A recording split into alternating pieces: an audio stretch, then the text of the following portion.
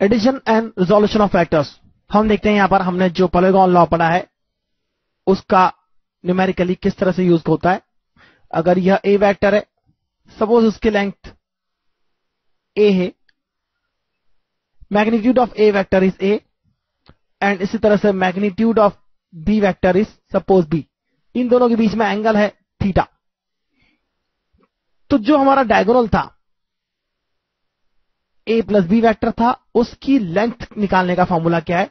Suppose यह vector C है जिसकी लेंथ है सी, मैग्नीट्यूड है सी। तो सी जो होगा रिजल्टेंट होगा, रिजल्टेंट के लिए हम लिख सकते हैं C is equal to A square plus B square, that is length square plus length square plus twice A B cos theta and under root of this. तो यह हो गया हमारा लेंथ ऑफ सी। यदि आप यह एंगल अल्फा फाइंड करना चाहते हैं तो इसके लिए हमारे पास फॉर्मूला है। हमारे पास दो फॉर्मूले हैं, एक तो इस लेंथ निकालने का फॉर्मूला जो यहां से निकाला हमने पॉलीगॉन लॉ से, और इसे देखें तो यह हो जाएगा tan अल्फा हो जाएगा b sin थीटा। आप देख रहे हैं थीटा इन दोनों के बीच में एंगल है, और अल्फा रिजल्टेंट का ए एक्सिस से बनाया हुआ एंगल है, ए की डायरेक्शन से बनाया हुआ एंगल है। b sin theta upon a plus b cos theta. तो यह दो फॉर्मूला आपको याद होना चाहिए। तो इसका डेरिवेशन भी निकाला जा सकता है, जिसका डेरिवेशन निकालना।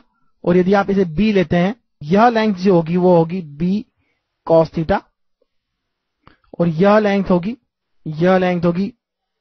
b sin थीटा, और यह होगा आपका b, जैसा कि हम पहले देख चुके हैं। यह लेंथ होगी b, और यह भी थीटा होगा, इसलिए b cos थीटा होगा, यह b sin थीटा होगा। यह b होगा, यह भी थीटा होगा, यह b cos थीटा होगा, यह b sin थीटा होगा।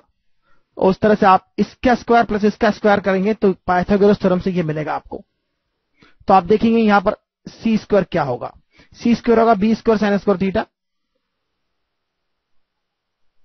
प्लस इसका स्क्वायर, यह है a plus b cos theta का होल स्क्वायर। आप इसे सिंप्लीफाई करेंगे, आपको यह वैल्यू मिलेगी।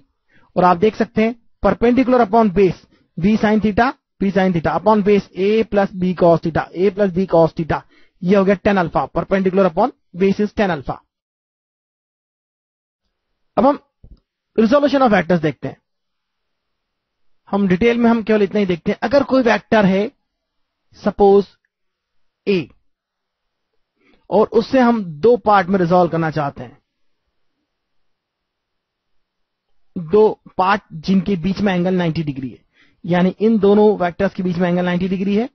यह एक्स एक्सिस के डायरेक्शन में हो गया, यह वाई एक्सिस के डायरेक्शन में हो गया। सपोज आप किसी भी वेक्टर को किसी भी दो म्यूचुअली परपेंडिकुलर डायरेक्शन में रिजॉल्व कर सकते हैं, या किसी भी वेक्टर को आप किसी भी दो ऑर्बिटरी डायरेक्शंस में रिजॉल्व कर सकते हैं।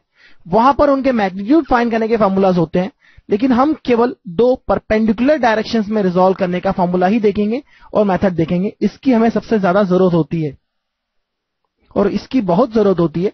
हम यहां पर एक छोटी सी ट्रिग्नोमेट्री देखेंगे। अगर इस वेक्टर की लेंथ a है, length of this vector is a, तो यह क्या होगा। अगर यह एंगल थीटा है तो इसकी लेंथ कितनी होगी। ट्रिग्नोमेट्री के अकॉर्डिंग अगर आप रिजॉल्व कर रहे हैं, मतलब आप उसके दो कंपोनेंट्स में ब्रेक कर रहे हैं, यह हो जाएगा a cos थीटा, इसकी लेंथ हो जाएगी a cos थीटा, इसकी लेंथ हो जाएगी a sin थीटा। तो यह a sin थीटा लेंथ हो गया, यह a cos थीटा लेंथ हो गया। अगर आप पाइथागोरस थ्योरम से इसे ऐड करते हैं, या यह बात समझते हैं कि इन दोनों का डायगोनल यह है, तो इन दोनों का एडिशन करने पर यह मिलेगा, और इसको रिजॉल्व करने पर यह दोनों मिलेंगे। यानी एक वेक्टर को आप रिजॉल्व कर रहे हैं तो आप उसके दो कंपोनेंट्स में उसको रिजॉल्व कर रहे हैं, या आप दो वेक्टर्स को ऐड करके उस वेक्टर्स को फिर से फाइंड कर सकते हैं उसकी वैल्यू। और आप देखिए, यह अगर a cos थीटा है, यह a sin थीटा है, तो यह भी a sin थीटा होगा, यह भी a cos थीटा होगा। यह आपका पैरेललोग्राम बन ही गया है, इसे ज्यादा समझने की जरूरत नहीं है। जब आप रिजॉल्व कर देते हैं तो इस वेक्टर का काम खत्म हो जाता है यहां से। अब दुनिया में केवल ये दो वेक्टर रहेंगे जो इसका निशान बचेगा, यह दो वेक्टर ही इसका रिप्रेजेंटेशन करेंगे। यह वेक्टर अब यहां नहीं है। इसका इफेक्ट जो होगा इस डायरेक्शन में देखा जाएगा, इसका इफेक्ट इस डायरेक्शन में देखा जाएगा। इन दोनों वेक्टर्स का एक दूसरे की डायरेक्शन में कोई रिजोल्यूशन नहीं होता, यानी ये दोनों वेक्टर एक दूसरे के परपेंडिकुलर है, इसलिए एक वेक्टर का इफेक्ट दूसरे के ऊपर तो 0 होता है। तो इस तरह से हम दो परपेंडिकुलर डायरेक्शंस में रिजॉल्व करते हैं वेक्टर को, ताकि हम उसको दो अलग अलग डायरेक्शंस में, दो अलग अलग डायमेंशंस में उसको हम स्टडी कर सकें। तो रिजोल्यूशन की जरूरत होती है